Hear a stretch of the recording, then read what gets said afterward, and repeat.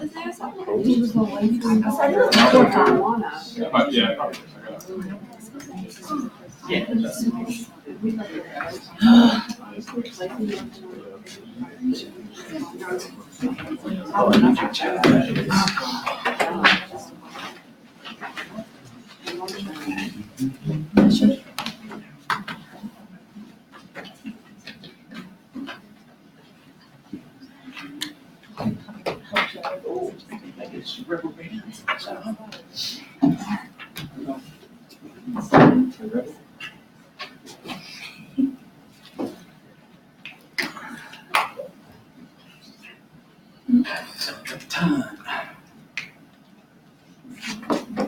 Good evening, Dr. Casper, class.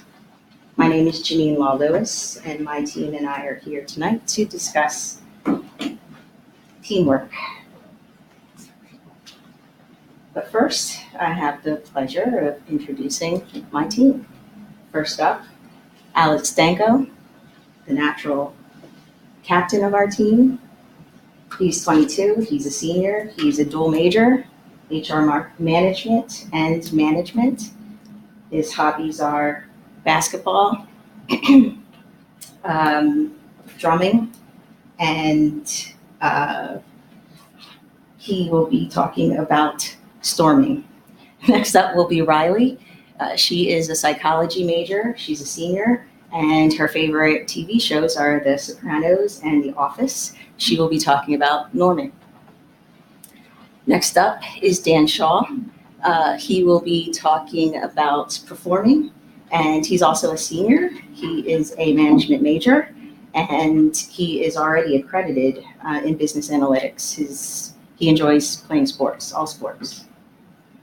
Finally, last but certainly not least, we have Jenny. She is on the track team. She's a junior, and her major is HR management. She will be wrapping it up for us and discussing the fifth and final stage of teamwork, and that is adjourning. Okay. So with that, what is a team? A team is defined as a group of people who do collective work and are mutually committed to a common team purpose and challenging goals related to that purpose. Collective work and mutual commitment are key characteristics. Without purpose and goals, no group can ever become a team. Teamwork is defined as the combined action of a group of people, especially when the group is both effective and efficient. In this case, not only people, but it could also be chickens.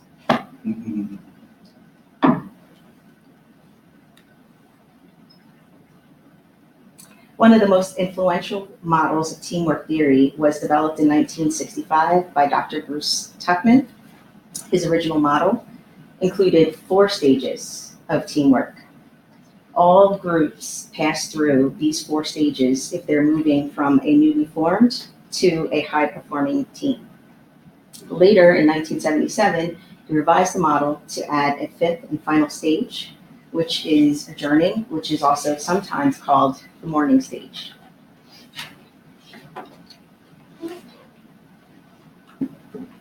So I work for Conduent. I've been working, the forming stage of team development is assembling the team. Sometimes you have a choice of selecting your teammates. For example, if you're playing a game, you can pick your own partner or your teammates. Sometimes you don't have choice, like for instance at work, you get assigned to a team or reassigned to a team. But we all are born into a family, which is also another type of team. And here is one of my teams. Left to right, Quentin, Elijah, Zara, little baddie, tiny but mighty. Alexis, who's a freshman here, if you bump into her, she lives on campus, say hello, introduce yourself. And Madison, they're all lost. They're my brother's kids, but they're my team, one of my teams. You can actually be a part of, you can form and be a part of many teams at one time. That just happens to be one. So during the forming stage, teamwork development, the team meets and learns about opportunities and challenges. They agree on goals and they begin to tackle the tasks. Team members tend to behave quite independently because they haven't yet changed over to a team mindset. Also during the forming stage, they may be motivated, but are usually relatively uninformed of the issues and objectives of the team. Team members are usually at their best behavior, but they are still very self-focused instead of team-focused. So I currently work at Conduent. I've been working there for about 19 years, but you can see here from this chart, they've had 7 different names. I started when they were PricewaterhouseCoopers, but that's kind of the little company they were in the beginning, and what's left is Conduent, which is what's left of Quashua and ACS. Long story short, when I first started, all of the teams were client teams. So basically, you could have someone working on payroll, benefits, data, communications, and front end, but all working on client X. Later, as time went on, and through some of the reorganizations that we've had, they decided to functionalize, and we were all assigned to new teams. So they actually lifted, say for instance, someone from payroll, and they put them in a group with everyone else in payroll. So now we have groups that just handle payroll for all clients, and just handle data, or just handle communications. So in life, you will have to change groups. You're forming groups all the times. During this time, you will notice that there's a high degree of guidance needed sometimes from managers because the individual roles are unclear. There's lots of confusion, and it's usually due to the process not being very well documented. I can share from firsthand experience that during the beginning stages of team development, that there are a few things you can expect to experience, as with our organization. Right? Sometimes you have people feeling each other out. You have to define goals. You're establishing rules. Sometimes people are testing those rules. So I've shared some of the challenges of working for my company over the years, but I'd be wrong not to tell you about the perks. One of the biggest perks is my teammates. They're awesome. And I also work 100% remotely from home, my home office, which is great. So it's one of the reasons why most of us, although things can be challenging, never leave. And when we do, like myself, we find our way back. So what in the forming stage, as long as you create very good foundations, you can move on to the next stage, which is storming. And for that, I'll toss it over to Alex. Thank you, Janine. Hello, everyone. My name's Alex Danko. I'm a senior here at Rowan, Human Resources Management and Management major. Today, I'm going to be breaking down the second phase in Tuckman's model, which is storming, the phase that revolves around controversy and conflict within a group. So to start, I wanted to throw the model up on the screen, and I highlighted the storming phase of it so you can see where it is. In the graph, it's going to show you the comparison or the ranking of each stage compared to team effectiveness and performance impact. As you see, storming is the lowest. Why? Because conflict and controversies within the group can hinder or impede the performance in the future. So to start, I wanted to talk about how everyone comes from a different roots, different background and whatnot. So naturally, everyone in a team is going to have a different way of going about a different working style. So when these working styles come together and clash, this is what storming is. Storming can also occur when a team member is overwhelmed with stress and unable to deal with it. Another key thing about keeping storming reduced and low and a low likelihood is team chemistry.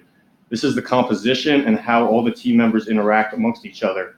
It'll be important to build on this in the forming stage, which you'll hear about next, to allow for the less likelihood of storming to happen. So let's start. Conflict. We've all had team projects here at school, and we've all had problems in all of them. Basically, what happens is you meet for the first time, and everyone as an individual has a different ego or different opinion. When these all come to a head for the first time after the forming stage, there is controversy and conflict. These teams need to find a way to overcome this in the face of adversity. I wanted to also talk about professional sports because you can see great examples of any of the stages of Tuckman's model in professional sports. Storming mostly happens, you'll hear stories about how in the locker room, teammates went at it, but sometimes if you look at the pictures, you'll see it even spills out on the TV cameras. This is interesting to me because all these players are paid very highly, and you wouldn't think they'd want to step out of their boundaries, but some of them still do. The thing to note with professional sports teams, though, is the championship teams are the ones that can adapt and overcome, being able to form a progressive way of storming within their team. So here I got two distinct roles for lessening the likelihood of storming. You have the captain and the coach. Here, the LA Lakers coach is Luke Walton, and the captain is LeBron. In real life, the team that's superior would be the coach, and the team leader would be whoever the team designates. The team leader is a crucial role. Team leader needs to be able to facilitate anything they have within their discretion or jurisdiction within the group. This could be keeping heads calm to anything like reminding about due dates and things of that nature. Anything out of the discretion, like say on a team's college project, someone's not going to hand in their work, you have to go to the coach, which would be the professor, to handle that storming. Like I'm saying, this is very key. I want to hammer that in because the leader can really help lessen the likelihood of storming happening. But it's not only the leader, the other team members also need to have specific roles so they know that they don't overstep their boundaries. Other ways to avoid storming, which is what sinks most teams, is respect and professionalism. You have to understand that all team members are working towards the same goal, to treat everyone fairly, and that sometimes listening is better than speaking. Professionalism is the second thing I want to talk about, and that is the competence or skill expected as being a professional. You see, when you're being paid by firms, you want to make sure that you act according to their code of conduct during any group activity. Also, you want to have camaraderie with your team members, say hello, say goodbye, make sure they're feeling okay, all things of that nature.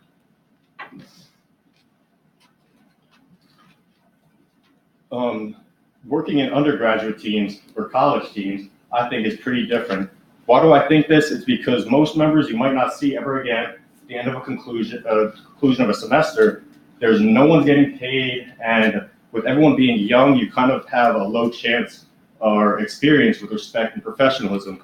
I can remember last semester I was in a group and we had a lot of storming, and not only storming in the phase, but storming sporadically throughout the other phases of the Tuckman model. The reason for this was that we never distinguished one clear leader and barely even roles. We mostly just had parts.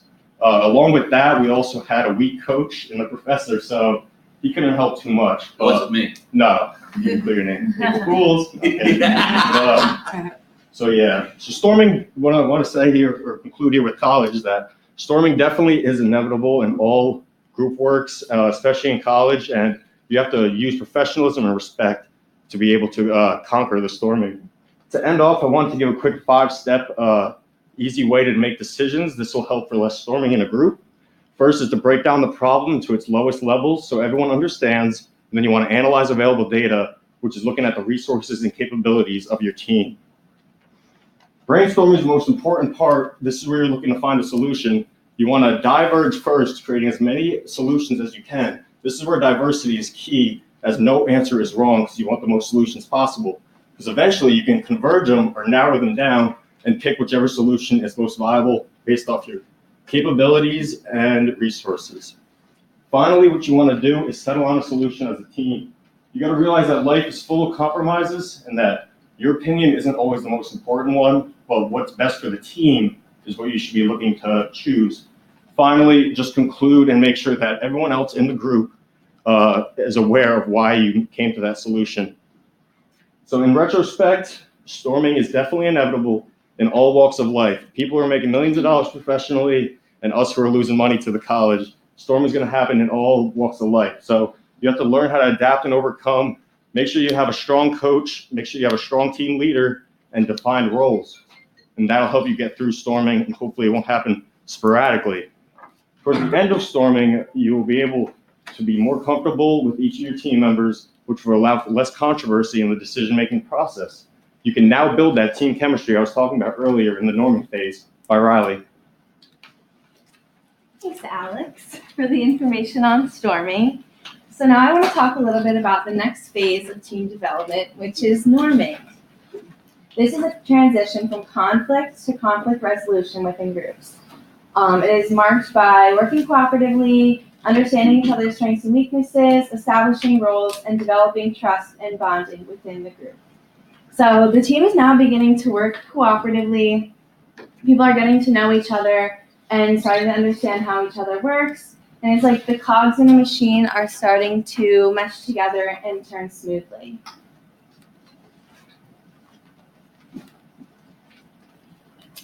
So during the storming stage, as Alex explained, members are still getting used to each other and still getting used to how they work together. So in the transition into norming, working together is beginning to come and flow more easily, and group members are able to resolve any conflicts that they had in the past.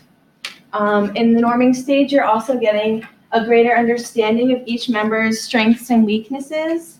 As you're getting to know each other, you see how everybody works in the group and works together. For example, in our group, Alex is very good at time management. Janine is very good at attention to detail. Jenny is very good at researching information. And Dan always brings a great positive attitude to every day.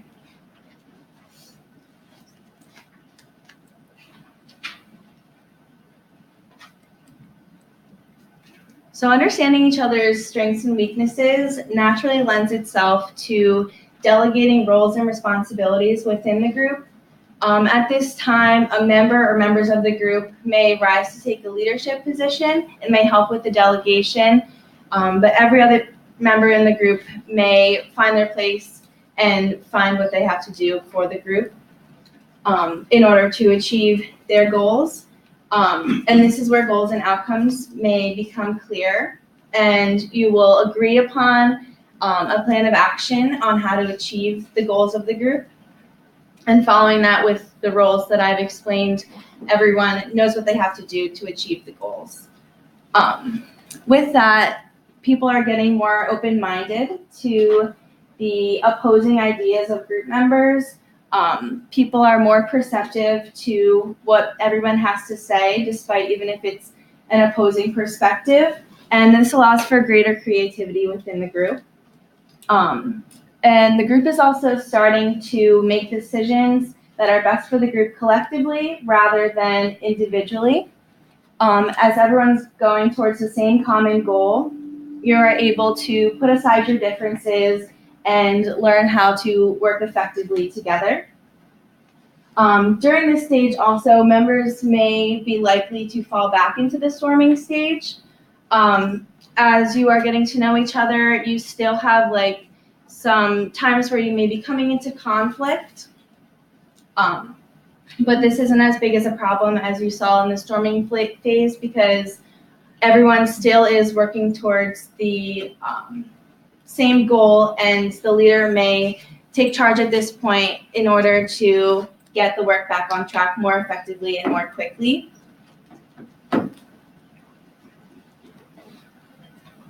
So an example that I want to talk about now is an example of a more unconventional group that I think a lot of people in college can relate to, which is roommates. So in my house now, I live with 4 other girls, and we all came into the house as individuals. We kind of knew each other, but we ended up forming into a team, and we ended up going through the different stages. We stormed a little bit about the daily routine, who's going to take out the trash and who's going to unload the dishwasher. But as we got to know each other and how our routine goes, and we normed a little bit, we were able to establish a schedule where we would rotate, taking out the garbage or whatever it was. So we only had to take it out once every 4 weeks. But it was interesting to see how the team You development. lift the garbage out of your house once every 4 weeks. Yeah. Each person had to take that one. It was just funny. Please go ahead. Yeah, but it's interesting to see how a more a non-traditional group or a non-working related group can still go through all the phases. And then in the norming phase, you still see a forming of trust between group members as you are getting to know each other's working styles.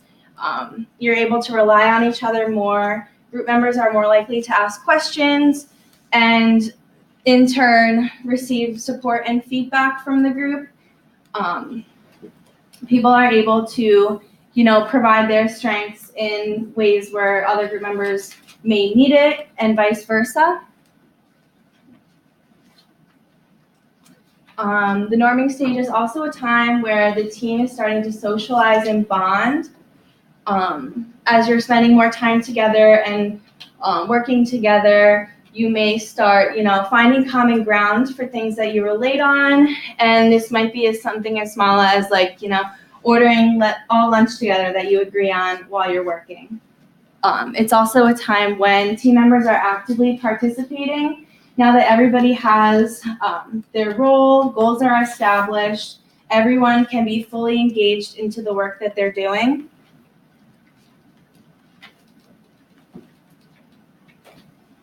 And so in preparation for performance, the team now has a clear plan that they're going to follow for the performance that is upcoming. With the team working cooperatively now, clear roles are established and the goal is set. You can fall into preparing for the performance stage, which I will let Dan take away. Thank you.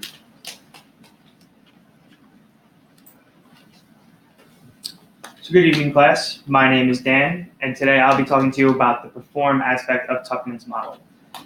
So every single team is different than any other team that's seen around the world.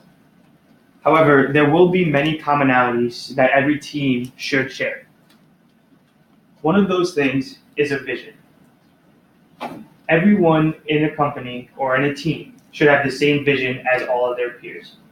It is important that every team leader ensures that everyone knows exactly what the company or the team's goal and vision is.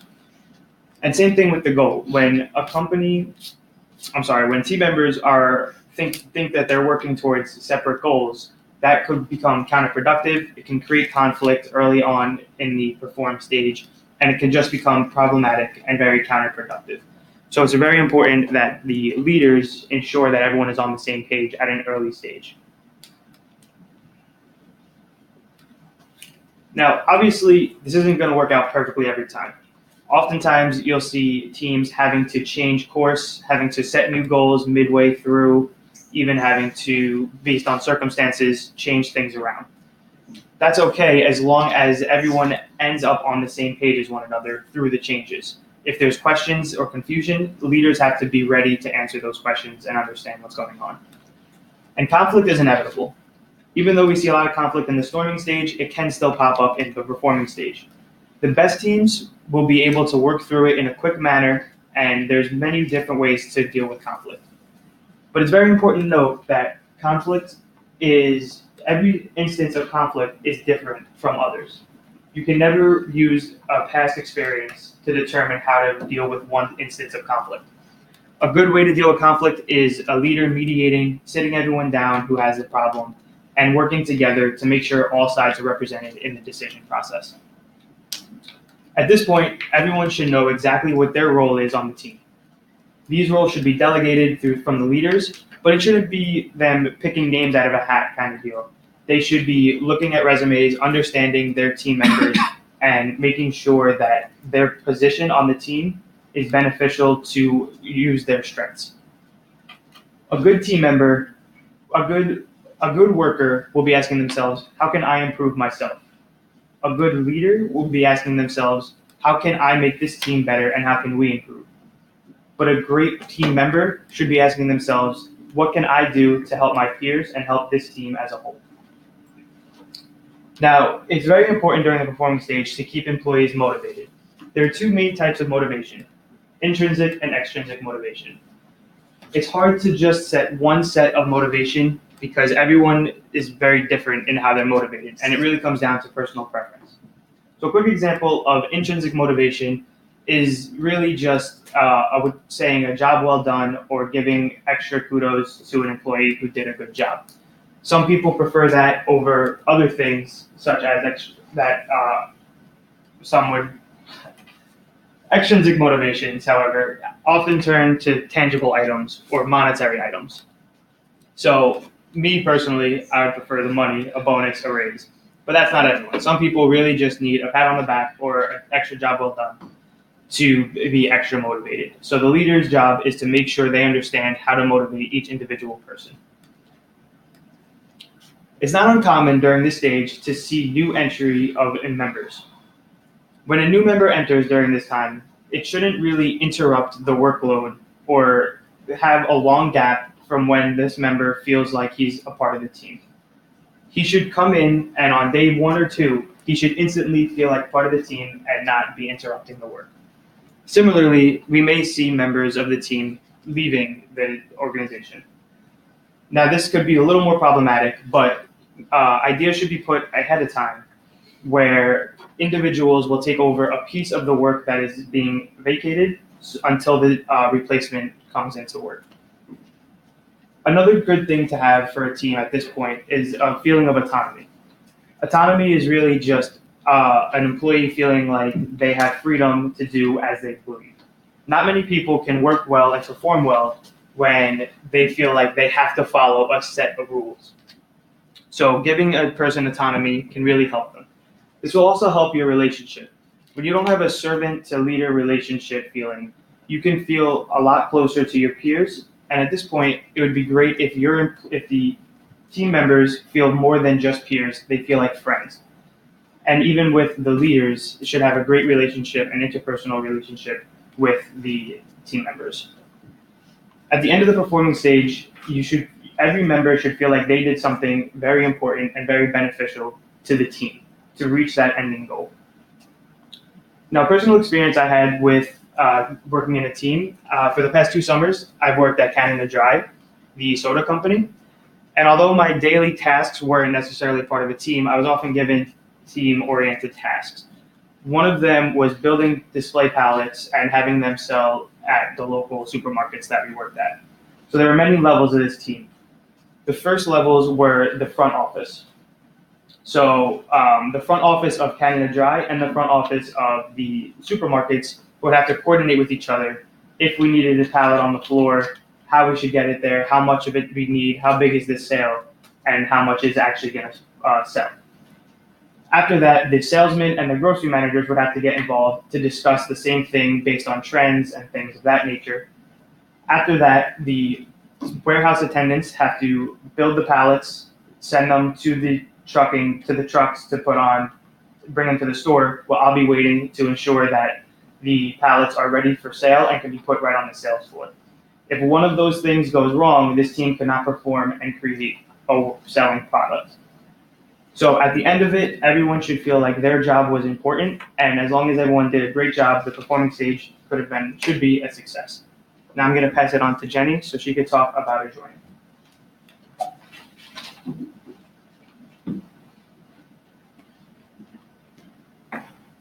Okay, I'm Jenny. I'm going to be doing adjourning and the conclusion and like wrapping up.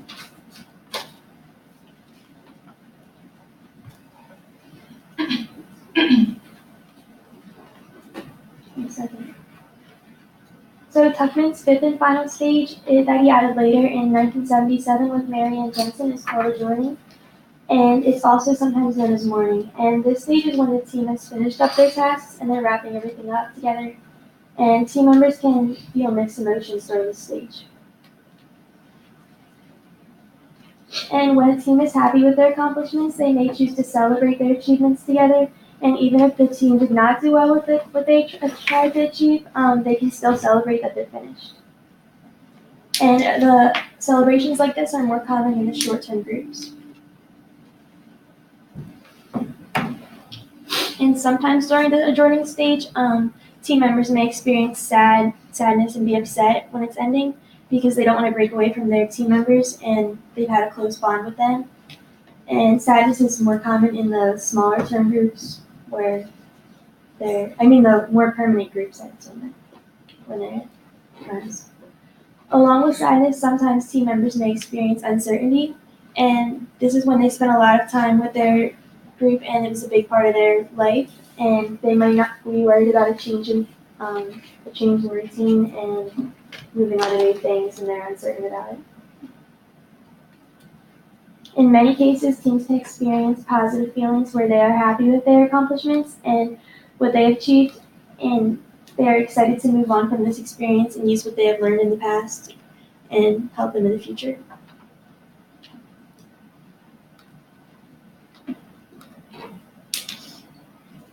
The adjourning stage also is sometimes known as the transforming stage.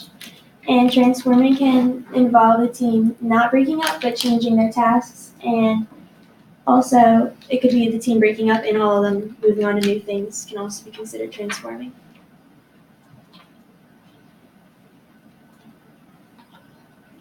And when the team is a standing committee or a group that is not going to be dissolved eventually with ongoing responsibilities, members can be replaced by new people and the team can go full circle back to the forming stage and repeat the development process again.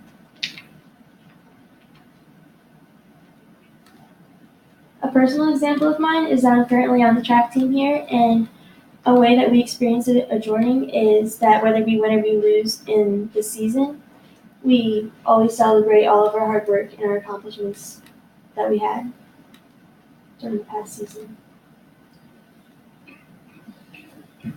And another way adjourning is used on our team is because it's also known as transforming, and a way that we can be transforming is if we don't win the conference meet, like in the winter, we can learn from our mistakes and use that in the spring season to do better.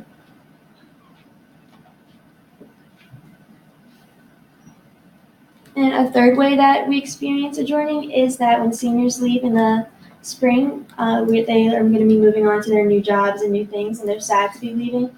But at the same time, everyone's happy for them to be starting something new, but sad to see them go.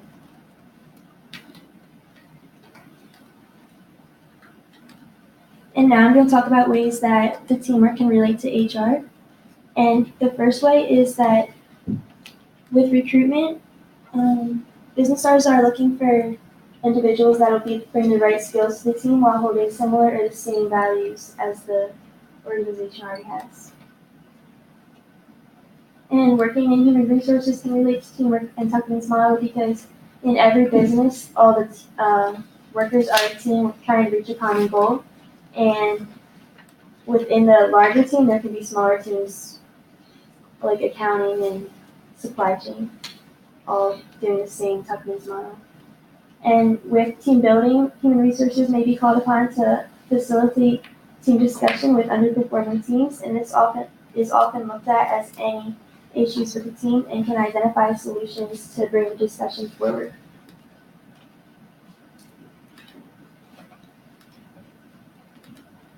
And to recap, that forming is the first stage of team development when the team will come together for the first time, and usually during the forming stage, team members can decide on their roles and their responsibilities. And during this stage, group members are usually positive, polite, and anxious, or excited. And the storming stage is the second stage, and it's when team members can feel more comfortable expressing their opinions, and you can see more internal conflict emerge within the group. And with storming, there can be challenges with authority and competition within the team.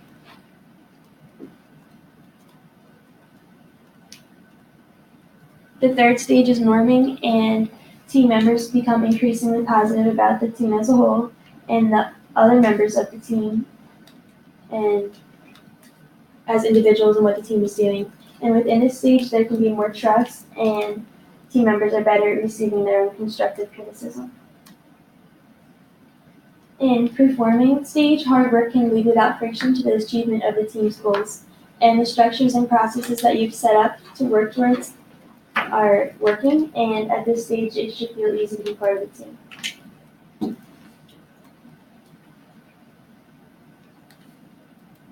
And as I said before, adjourning is the final stage. It's when the team members have completed their tasks and worked together, and they can be happy and celebratory time for some or sad for others who had a close relationship with their team.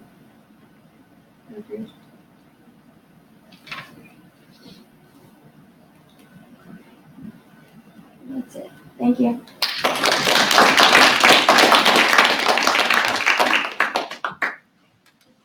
All right. Dan passes around. Thank you. Well done, well done.